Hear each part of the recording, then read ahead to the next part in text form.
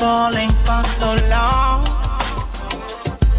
But the more you try to work it out, it seems you're going around in circles. But your best is yet to come.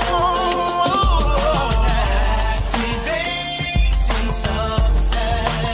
Activating success. Activating success.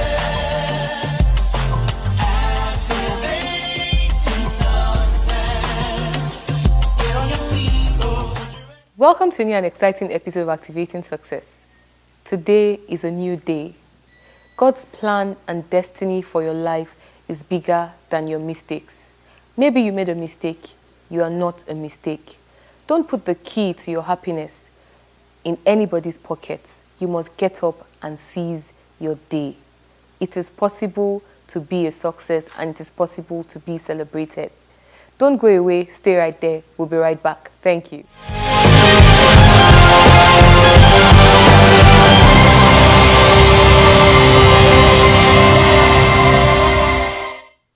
Hello, friend. I'm Mike Murdoch. Keep watching Activating Success with my wonderful, wonderful friend, Love Idoko. This is Bishop Noel Jones, and I want you to continue watching Activate Success with Love Idoko.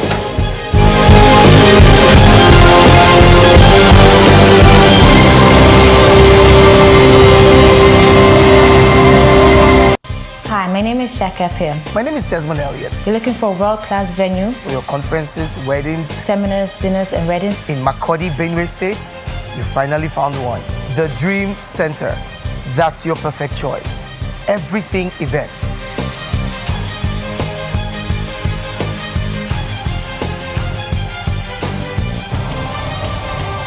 Number 5 Kashmir Ibrahim Road, beside Immigration Office, Old GRA, Makurdi, Benue State.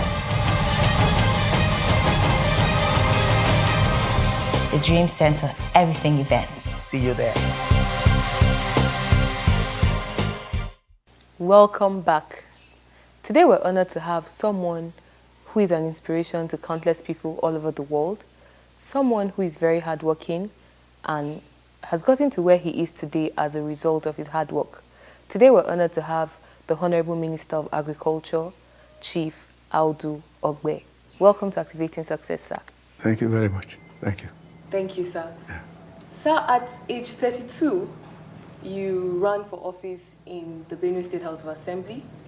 No, at age 30. 30, wow. Yes, right. And then at age 35, 32. you were appointed minister at 32. Yes. Wow. No, And then 34. 34. Yes, yes. Wow. At 34, you were appointed Minister of Communications. That's right. And later, Minister of Steel Development. That's right. What inspired you to start early? I began as a teacher in Zaria, in ABU Zaria, and then moved to the Murtala College of Arts and Science, and then pressure from home mounted on me to run for House of Assembly, so I ran. I was Deputy Speaker there, and then went on to Lagos later.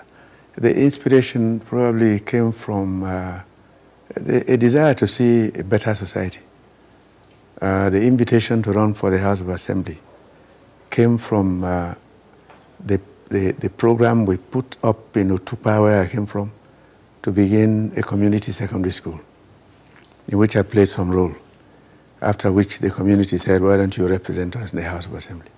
So I had to resign as head of the Department of Arts and Social Sciences and Languages in Murtala College of Arts, and then got to the House, and then it followed from there. But this idea that you can, as an individual, play a part in making your society better has always been there. And also a desire to see how you can invest the gifts that God gave you. Goodwill towards society, kindness at heart, trying to see how people can improve their lives through what you can do or how you can help them find their way in life. Those are the main ingredients of pushing us up and keeping us on track. With your wealth of experience, sir, Are there shortcuts to success? What do you have to say about that? Well, success has two major um, ingredients. One is a good heart. The other, divine support. There are good people who haven't done too well in life. There are good people who have done very well. But you've got to combine the two. And the rest of it is really not within your control. It happens. It happens. Sometimes it happens in an amazing way. You can't really explain why. Why is it you and not somebody else? But sometimes it's also determined by what's within your heart. Do you have goodwill for others and for society? That itself has its costs, because the more you try, the more obstacles you meet. Even the saints in heaven went through trials on earth. But if they could focus their minds on trying to do good for society, then they got somewhere. Even maybe not even the estimation of human beings, but they got somewhere. That's true. So these are the difficulties you face, but focus. There is a good seed in everyone. If you let it grow, it can grow to maturity. If you let it wither, or you let it sink under pressure by societal events, then you can't get as far as you want to get. But most of it is destiny. You can't really explain all of it. Nobody can. Wow. So what is the federal government's policy on agriculture aimed at impacting the Nigerian youth and also helping economic development? Just 2 days ago, we presented our roadmap to council. And council members were happy with it, the Council of Ministers. It is titled the Green Alternative. The idea is that we've seen oil and gas. They played their part. We mismanaged the resources we got from oil and gas. We can't blame oil and gas. But it's also a tragedy that many nations that found one commodity that made them rich have always abused the wealth. Take Venezuela today. Their condition is much worse than ours. They have to cross a bridge to Colombia every day, 300,000 people, to go shopping because there's nothing in their shops. This was an oil-rich country. A few oil-rich countries have managed it well, others haven't. Now, agriculture is where we began. The first exports from this country, apart from slaves, before the abolition of slave trade, the first export was timber, mainly from Cross River State. The white man cut down trees and then loaded onto ships and took to Europe to build his estates and build his houses and so on, and they made money out of it. Then they discovered agricultural commodities, cocoa, coffee, groundnuts, sesame seed, and so on and so forth. Today, we're in trouble. Our resources have dried up. Our foreign reserve is very low, and the demand for forex is about $2.5 billion a week. We can't afford it, so we have to turn to agriculture. It's the most comfortable of all the professions. It has the capacity to engage the largest number of people. It not only earns you foreign exchange, it provides the food your people need, because your people have to eat well. So the program has two targets.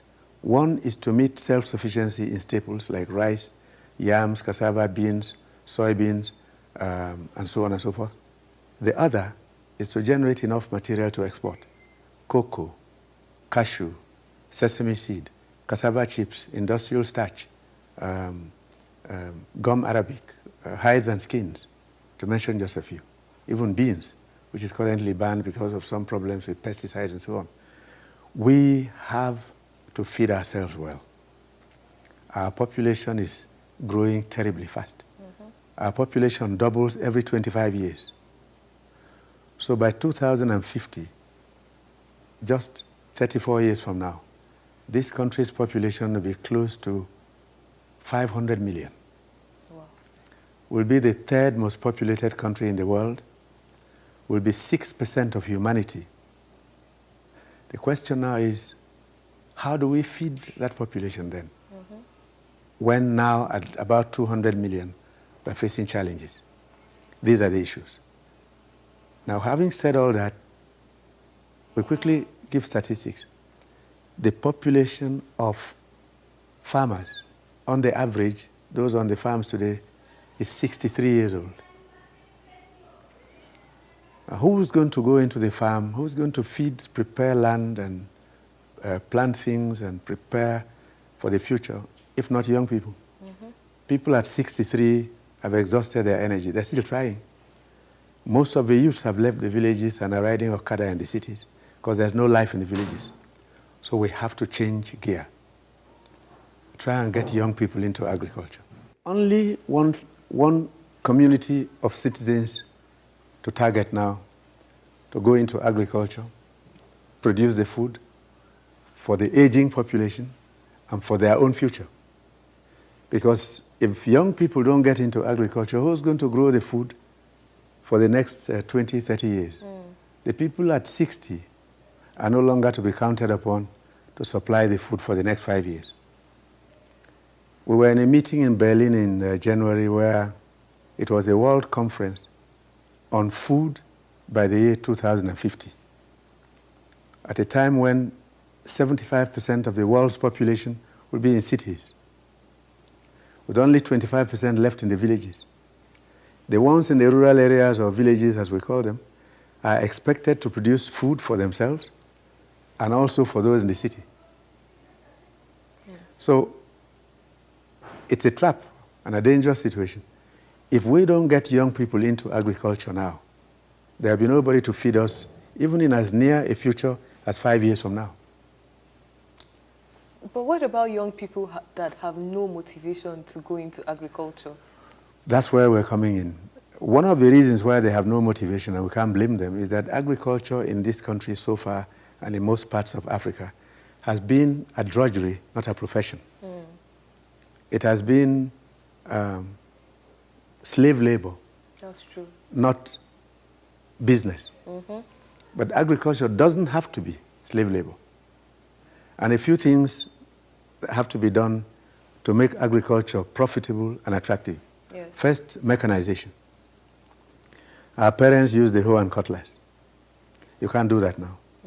Number two, the yield on farms in Africa is the lowest anywhere on earth.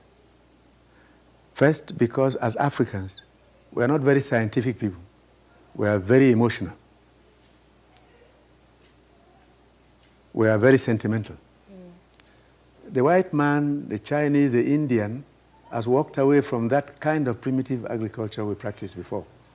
They do a lot of research on seed, on soils, on fertilizers they use. We're beginning to deal with all that now. And the good news is already here. We've just distributed, well, we did so early this year, a new formulation of fertilizer for all soils in this country. We did a soil study in all the states. Wow. And we've realized that the old habit of distributing fertilizer called 15-15-15, NPK, is no longer applicable here. If you do that, you are destroying the soil and actually poisoning people who are eating the food. Wow. Because there are 16 nutrients in the soil. You can't just put nitrogen, right, potassium and phosphate in equal volumes and expect that every soil will accept it. Because the soil in Imo is different from the soil in Sokoto. The soil in Maiduguri is different from the soil in Plateau. The soil in Kogi is different from the soil in Niger. Even within Niger State, you do more research, you find that soils still differ. We gave out the information. Some states started applying our new formula for fertilizers. And just 2 days ago, I was talking to state governors from the northwest. They are producing 7.5 tons of rice per hectare in Jigawa State. Wow. 7.5 tons in Kebbi. Yields they never had before. And yields which are very close to the international average, just because we adjusted. And then we turned to irrigation. and we gave them improved seeds. So with that, we're getting where everybody else has gotten in the past. And with that, in a year and a half from today, maybe maximum, end of 2018, 2017, we'll not be importing rice. The only thing is for us to bring more machines to mill the rice. But we shall be approaching 10 million tons of paddy. Wow. Then we're going to do the same with maize, and with beans, and with yams, and cassava. These are the staples. And soybeans. Just that adjustment in fertilizer and doing soil tests has produced this amount of change. Now, for younger people, what we have to do is, first of all, help them prepare the land, give them improved seeds, educate them on this new fertilizer program, and then help them to work. One of the biggest problems in this country in the last 30 years, and I have been around enough and grumbling and shouting, is an economic system where banks don't give credit to people, where young people are going through pain, they have ideas of what to do, they have dreams, they have nowhere to borrow money. In this same sitting room, I chaired the committee of the APC that designed our manifesto. And I said we should create 5 new development banks to help young people access credit at special interest rates. Some of the party seniors and others in the party thought it was too radical. But how do you want young people to begin? You graduate from school, you can't access 100,000 naira loan anywhere, even 10,000, because you have no collateral.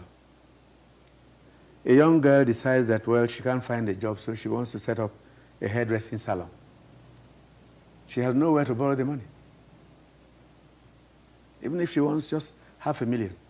If you give her the $500,000, she will instantly set up a place and become an employer of labor.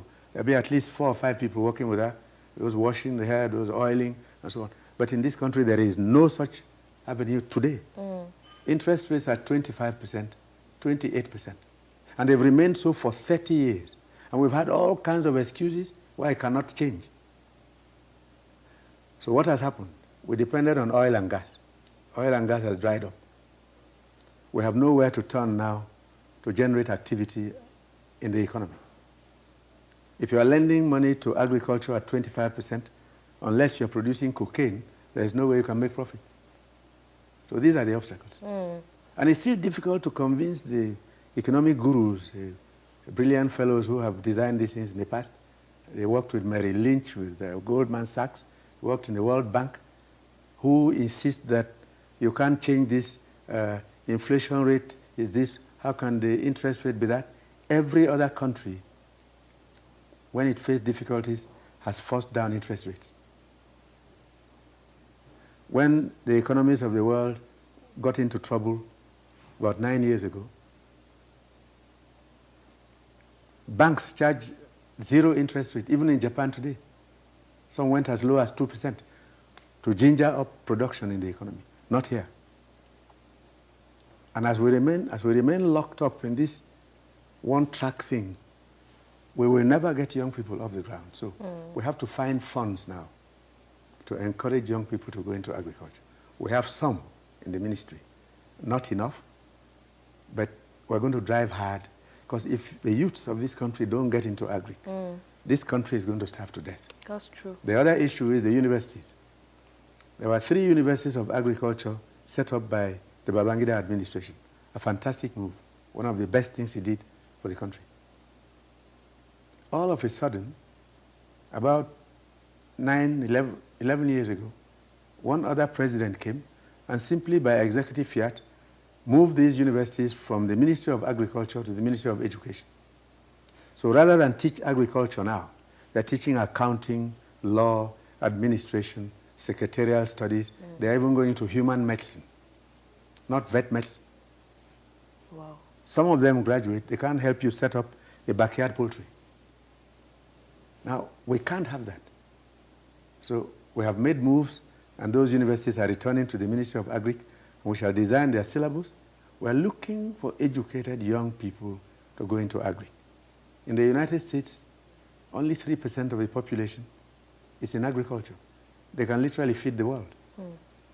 We have peasants here who are laboring and working night and day, whose yields are so low that they can't really feed us. So this is the approach. We have to talk to youths, some of whom have ambition and orientation towards agric. Some others who may not have, we can orient them towards processing. So what is your strategy? How do you intend to reach out to these youths? What is the strategy? Is there any structure put in place right now? Yes, the roadmap is out.